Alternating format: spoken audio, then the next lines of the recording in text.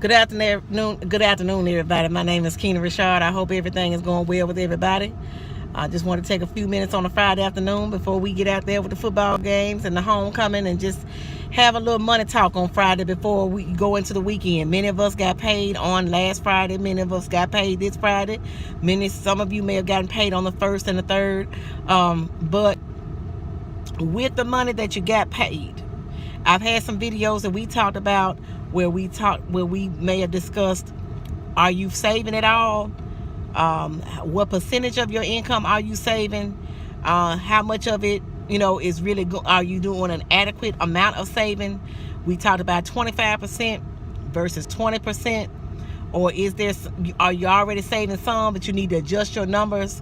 And so just before you go out and having a good time this weekend, maybe that could be something you can say, oh yeah, I had said with the first check in October, I was going to regroup and reset how I handle my checks so that I can start having more for me, less for Uncle Sam. We talked about income shifting in one of my videos where you may need to reevaluate your pay stubs and your W-4 to see if there was an adjustment, or how much of an adjustment was made if you went back to your HR and turned in your W-4 with any adjustments on your allowances, or how much you want to count for if you plan to itemize, how much you want to count for the estimated itemized deductions that you plan to report.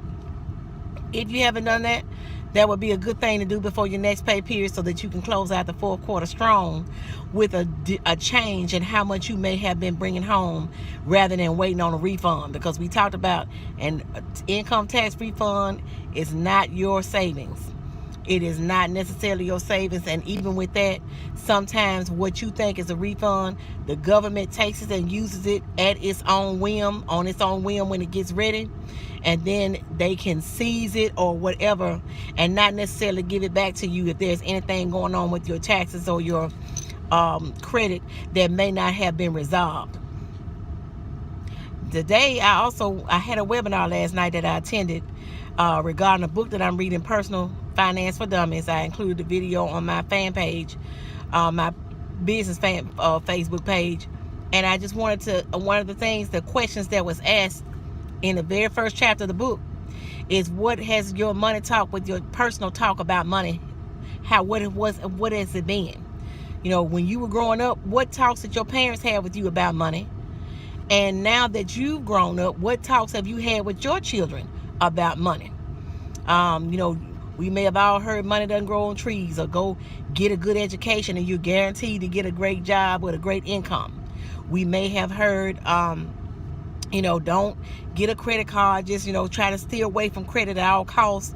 Or there may have been just different concepts that you may have had about money. You may have felt like you grew up always having a sense of struggle, whereas somebody else may have grown up and never knew what struggle was. They may have grown up with what we call is a silver spoon in their mouth. But whatever your talks were about money in the past, how have they shaped your beliefs about money in the present? That's affecting how you handle your preparation for money in the future. And if you have not been talking to your children about money, there has been a video where I even talked about, what do you do? Maybe you can consider breaking down what you do with $1 by 25%. Or if you're one like me who likes to give on Sundays, we can reevaluate giving 20% to giving, and then break the rest of your dollar down to what you're going to give. I even asked, if you're talking to your children about money, are you showing them that when they get an allowance? And some of you may want to evaluate your tax laws on what allowances you have for employing your children with a tax deduction, as opposed to just giving them an allowance with no deduction. That's something that you and your tax preparer and financial planner or whatever can discuss, because I'm not that. But you may want to look at how you train your children to think about giving, investing, and not just spending every dollar that they get. So if you plan on going out this weekend, if this was your month going into the fourth quarter 2018 to restructure your paycheck to include more investing, include more saving, to invest, then, you know, still go out and have a good time, but you may, instead of spending $200, spend only $100. If you are one that normally goes out every weekend, maybe you can evaluate, hey, y'all, we're not going to go out to the steakhouse every weekend. Some weekends we're going to have to just go and get something quick so that we can start saving monies for every other weekend to be able to start investing more. It can give us a more quality vacation on the later end. It can give us more monies for the future on the back end. Have more preparation for retirement. So this was just a little quick money talk on a Friday before I get back at it, just to say Personal Finance for Dummies is a good book to read. I hate the title, but it's got great content so far.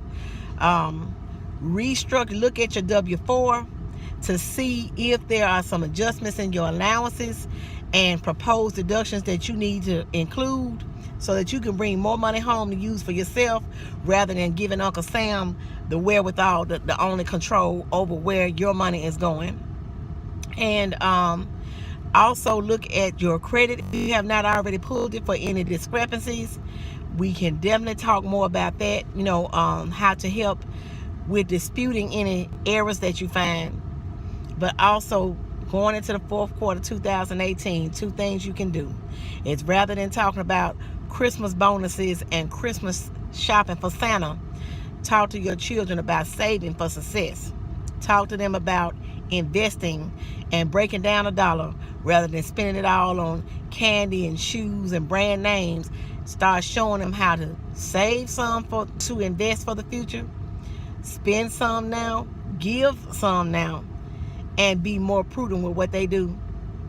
And also start having more talks with them about just what is done on an everyday basis regarding money, so that they can start developing a sense of responsibility for what they earn sooner than later. So if anything happens, they're not overwhelmed, they're not bombarded with things that go on. So I just wanted to slip this in real quick. Gotta get back at it, y'all. Be safe out there this weekend. I hope your teams are all successful. Everybody stays safe and have fun. And then we get back in it, doing what we do to close out fourth quarter 2018 strong. Until the next time, y'all, take care.